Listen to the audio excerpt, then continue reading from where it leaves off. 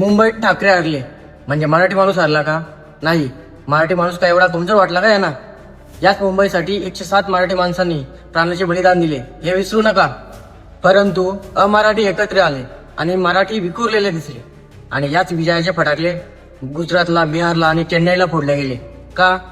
तुम्हाला माहित आहे?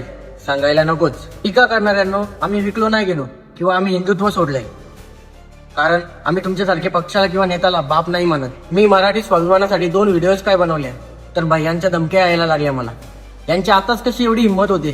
जा आपल्या घराबाहेर, प्रत्येक नाक्यावर, प्रत्येक रस्त्यावर, प्रत्येक दुकानात, प्रत्येक कंपनीत आपल्या आजूबाजूला हे परप्रांतीय भरभरून दिसतील. त्यांनी काम करावं, पोट भरावं, नोकरी करावी, काही हरकत नाही. परंतु त्यांची दादागिरी मराठी माणसांनी का सहन करावी? विचारा त्या मराठी माणसाला, जेव्हा एका कॉर्पोरेट कंपनीमध्ये काम करतो तेव्हा मराठीचे महत्व, लोकल ट्रेनमध्ये जेव्हा धक्के खातो तेव्हा विचार त्या मराठी माणसाला मराठीचे महत्व.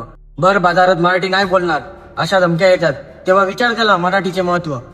आपल्या हक्काच्या भूपुत्रांच्या नोकऱ्या जेव्हा परप्रांतीयांच्या खिशात घातले जातात त्या विचार त्याला मराठीचे महत्व.